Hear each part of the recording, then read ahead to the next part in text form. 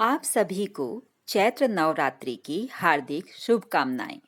मैं आपका यहाँ पे स्वागत करती हूँ। आशा करती हूँ कि ये नया वर्ष आपको खुशियों से भर दे। आपका घर एक महल की तरह हो जहाँ खुशियाँ ही खुशियाँ भर कर हों। आज मैं एक नई सीरीज स्टार्ट कर रही हूँ, a beautiful journey from house to home. मतलब आप अपने मकान को घर कैसे बना सकते हैं, उसके हर कोने को इस तरह से सजा और ऑर्गेनाइज कर सकते हैं कि आपकी ज़िंदगी सच में बहुत ही आरामदायक और खुशहाल हो जाएगी। तो जब भी आप इस सीरीज का पार्ट देखें, मेरे साथ घर का एक कोना जरूर ऑर्गेनाइज करें। सीरीज के एंड तक आपका घर इस तरह से ऑर्गेनाइज हो जाएगा कि आपको पता भी नहीं चलेगा। समर में बालकनी में बैठना, प्लांट्स के बीच में ठंडी ठंडी हवा एंजॉय करना, डूबते हुए सूरज को देखते हुए चाय की चुस्की लेना, किसे अच्छा नहीं लगेगा। उसके लिए बालकनी भी ब्यूटीफुल होनी चाहिए, आरामदायक होना चाहिए, ताकि हम वहाँ अपने नियर और डियर के साथ बैठ के वेदर एंजॉय कर सकें।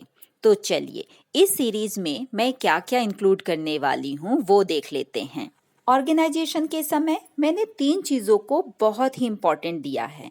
पहला, कि जब आप ऑर्गेनाइजर यूज़ करें या तो वो लो कॉस्ट हो या ज़ीरो कॉस्ट हो। दूसरा, ऑर्गेनाइजेशन इस तरह से कंफर्टेबल हो कि चीज़ें बिगड़े नहीं। एक बार ऑर्गेनाइज करने के बाद वो कम से कम 3 या 4 महीना तो चले ही। तीसरा, ये ऑर्गेनाइजेशन सबके लिए है। मतलब ये टिप्स अब सभी लोग एक साथ फॉलो कर सकते हैं। आपको वियर्ड फील नहीं होगा कि अरे ये मेरे पास चीज़ तो है ही नहीं, मैं ऐसे कैसे ऑर्गेनाइज कर सकती हूँ।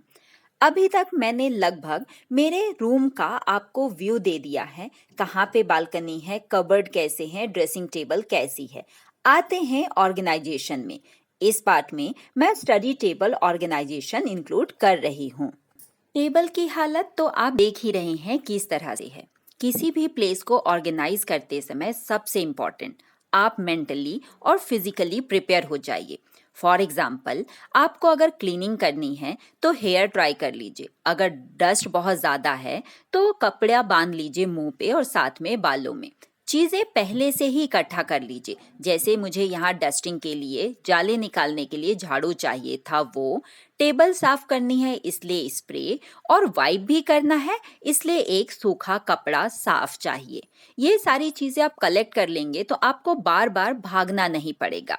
हमेशा क्लीनिंग टॉप टू बॉटम कीजिए ताकि ऊपर की डस्ट जो नीचे गिरे वो एक बार साफ हो जाए, क्योंकि नीचे से ऊपर डस्ट तो जाएगी नहीं। नेक्स्ट, जब आप टेबल या कोई भी प्लेस खाली कर रहे हैं तो छोटी चीज़ों को रखने के लिए आप बास्केट यूज़ कीजिए। इसके 2 फायदे हैं। पहला, कि सामान घूमेगा नहीं। दूसरा, ऑर्गेनाइज करते समय आपको एक एक चीज़ उठा के नहीं लानी है।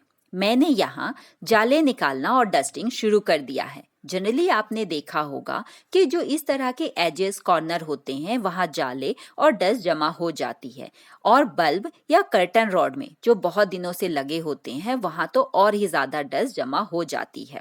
पूरी टेबल, वॉल, ये सब कुछ मैंने टॉप टू बॉटम इस सीक्वेंस में क्लीन किया है। क्लीनिंग इसलिए ज़रूरी है क्योंकि आप ये दाग देख रहे हैं।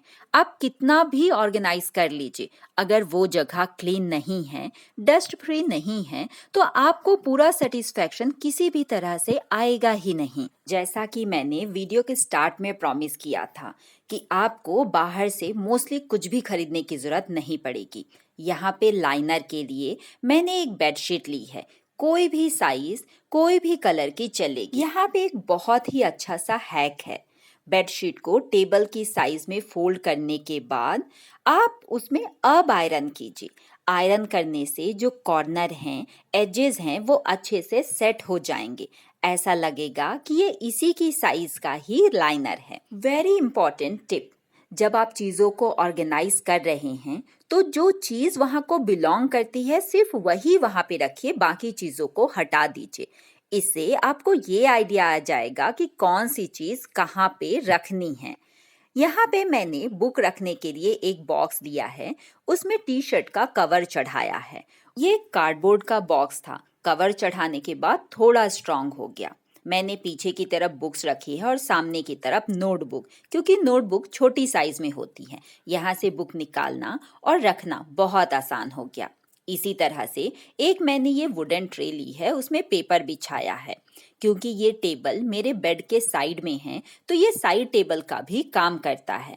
इसमें अपनी रीडिंग बुक, नाइट क्रीम और एक छोटा सा मेरे बेटे का पिगी बैंक रखती हूँ। जो भी उसको विदाई वगैरह मिलती है वो इसी में रखता है।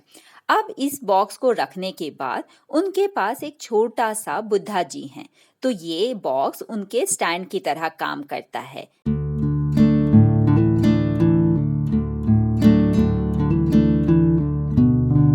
ट्रे रखने से काम बहुत आसान हो जाता है। आप उसको एक साथ किसी भी डायरेक्शन में रोटेट कर सकते हैं। राइट हैंड साइड में मैंने एक ट्रांसपेरेंट बॉक्स लिया है जो एक डस्टबिन की तरह यूज हो रहा है। यहाँ पे एक कप में एक्स्ट्रा पेंसिल और स्केल इरेजर रखा है, ताकि मेरा बेटा होमवर्क करते समय बैग से पेंसिल बॉक्स ना निकाले। यहाँ पे एक राइटिंग पैड है जिसको मैंने नोटिस बोर्ड की तरह यूज किया है। स्कूल से या कहीं से कोई कम्युनिकेशन का नोटिस आता है तो मैं यहीं टक इन कर देती हूँ। बाकी के ऑर्गेनाइजर भी मैंने घर पे बनाए हैं। ये एक ऑर्गेनाइजर है जो कार्डबोर्ड से बना हुआ है। इनको एक साथ रखने के लिए मैंने यू पिन से सिक्योर कर दिया है। इसमें छोटी मोटी जो डेली नीड की चीज़ें होती हैं, जैसे कि you pin, rubber band, stapler की पिन, वो रखा हुआ है। इसमें कवर भी है तो चीज़ें मिक्सअप नहीं होंगी। इसी तरह का एक फ्रूट बॉक्स भी मैंने लिया है और उसमें जो स्कूल में क्राफ्ट वगैरह होते हैं तो इस तरह के बॉक्सेस बनाए गए थे, तो मैंने उसको भी सेम पैटर्न में यूज़ किया है। इसमें भी छोटी मोटी उसके यूज़ की चीज़ें हैं। Colour pencil, sketch pen, pencil, eraser, ये सब रखने के लिए भी मैंने कार्डबोर्ड में जो गिफ्ट रैप आते हैं उसको बर्थडे में ही मिले थे उन्हीं का यूज़ किया है। ऑर्गेनाइजर आपको कभी भी मार्केट से सच में लाने की जरूरत नहीं है। घर में जो भी चीज़ें हैं, मोबाइल का बॉक्स, कार्डबोर्ड, आप उन्हीं को यूज़ कर सकते हैं। ऑर्गेनाइजेशन मैंने यहाँ शुरू किया है। पहले स्टार्ट में मैंने रफली रख के देखा कि कौन सी चीज़ कहाँ पे फिट हो रही हैं। जैसे कि स्केच पेन वगैरह मैंने नीचे रखा, बाकी चीज़ें ऊपर रखी हैं। फाइनल ऑर्गेनाइजेशन इस चीज़ पे डिपेंड करता है, एक दो दिन के बाद जब वो जगह यूज़ होती है तब आपके दिमाग में आता है कि कौन सी चीज़ कहाँ पे फिट होगी।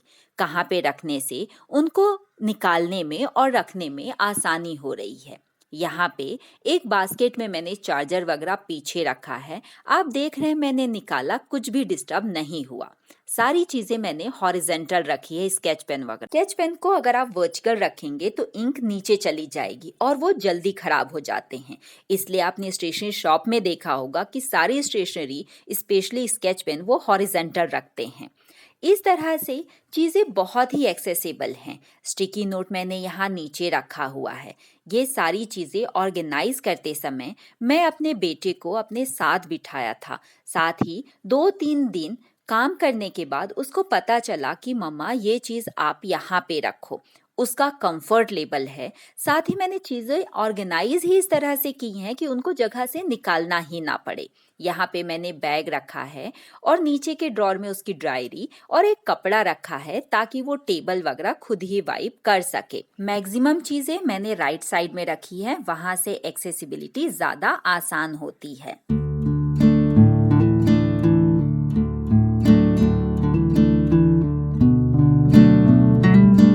मेरा ऑर्गेनाइजेशन प्लांट के बिना कभी भी पूरा नहीं होता, तो मैंने इस टेबल के ऊपर एक प्लांट डेकोरेशन के लिए रखा है। होम ऑर्गेनाइजेशन की ये ब्यूटीफुल जर्नी वाली सीरीज के वीडियो एवरी मंडे को आएंगे। बाकी के दिनों में मैं किचन और होम से related hacks and tips share करूंगी। अगर आपको लगता है कि ये सीरीज आपके लिए और आपकी फैमिली के लिए यूजफुल है तो चैनल को सब्सक्राइब कर लीजिए और अपने फैमिली और फ्रेंड्स के साथ भी इसे शेयर जरूर कीजिएगा। मिलते हैं अगले वीडियो में बहुत ही जल्द। तब तक आप अपना और अपनी फैमिली का ख्याल रखते रहिए। जिंदगी में खुश रहिए, क्योंकि जिंदगी छोटी सी है। क्यों ना इसे ही खुशहाल बनाया जाए। Bye bye.